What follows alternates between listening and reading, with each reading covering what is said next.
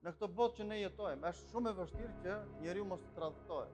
Dikush u tradhtua nga fëmia, dikush u tradhtua nga prindri, dikush u tradhtua nga vëllezëri, dikush u tradhtua nga bashkëshorti, dikush nga bashkëshortja.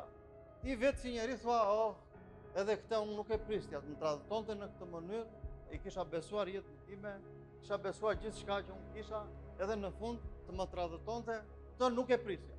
Dhe nuk e ka përcjell dot. Një jetë të tërë ti, mendja jote ka ngelur tek tradhtia dhe e mban plag në zemër. Pse vjen tradhtia? E di pse? Sepse nuk e njohin të vërtetë. Kush është e vërteta? Jezusi. Imagjinoje si ndihet krijuesi yt që ti e ke tradhtuar, që ti e ke braktisur.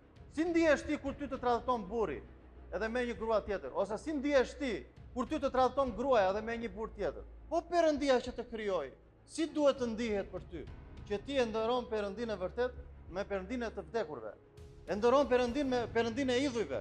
Ja pse populli vuan sot. Fjala e Perëndisë që thotë që populli im vuan thot për mungesë njohurie.